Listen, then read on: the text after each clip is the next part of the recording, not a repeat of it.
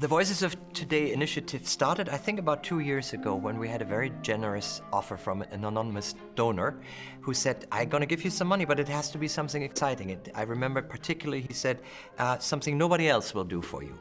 So we put our brains together and thought a little bit about it and realized what this orchestra really had in the past and should regain is a reputation for new music.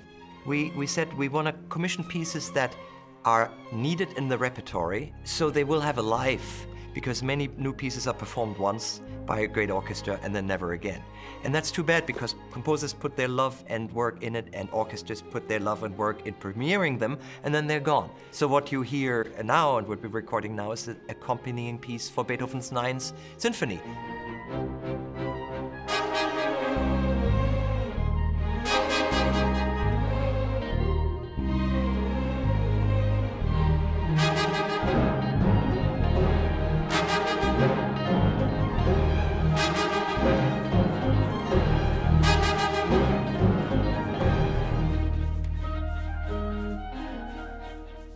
So the piece is called To Seek is Jubilance, and the objective of the piece is to get people to really enjoy the journey to a specific point in life.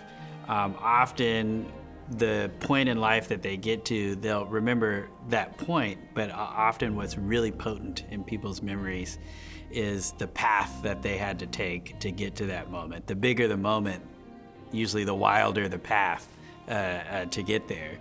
And so To Seek is Jubilance really focuses on the joy of moving through that journey to get to that specific point.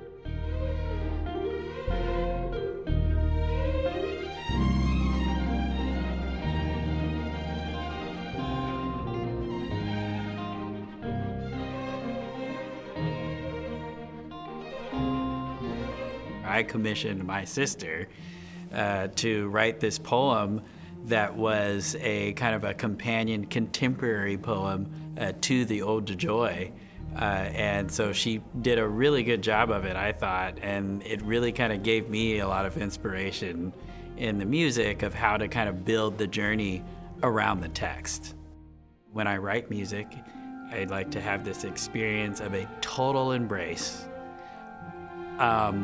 non-genre discrimination of every genre and every musical vocabulary that I can figure out how to weave together to create a different voice.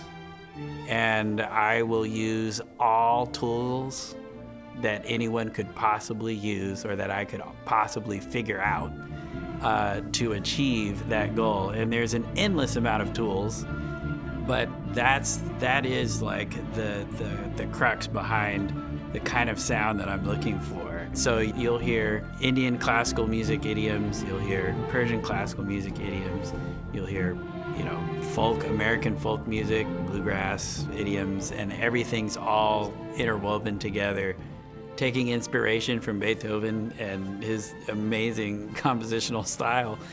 He also packed a lot of stuff into the Ninth Symphony. Like, there's a lot going on in that piece, going from beginning to end, so many different themes. It's just, it's packed full of just story.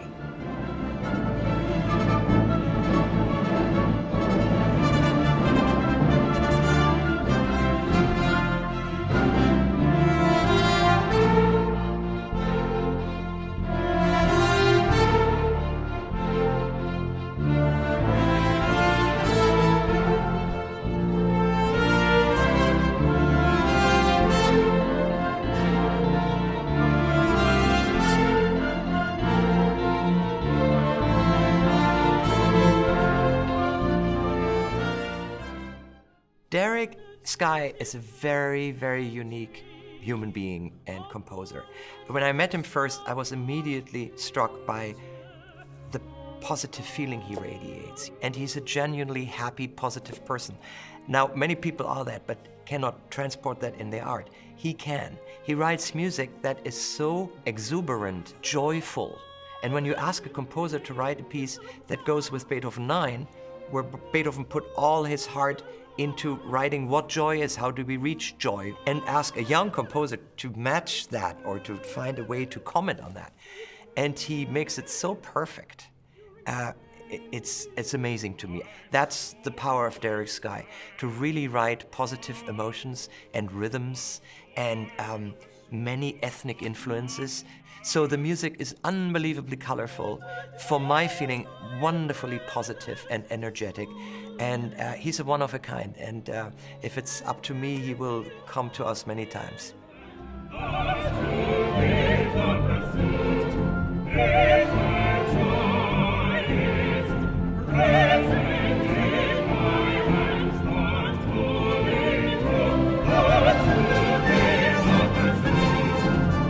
When you approach writing a piece with zero genre discrimination, your heart and your mind is open to just let in the gambit of the human experience as it relates to musical languages. You can take it all in, and when you have that big of a toolkit, it allows you to balance, very exploratory sounds and concepts with familiar sounds and familiar concepts, and it makes it so that you have all the tools that you need to bridge that divide to really give people, a memorable experience.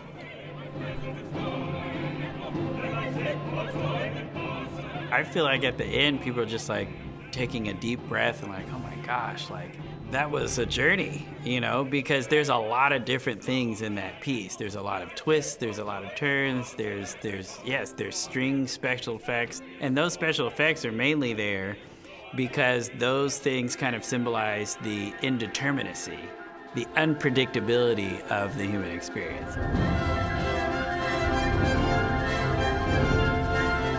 It's a total joy to really immerse yourself in this kind of style of classical music, because it really does bring people together, and what bad can come out of that?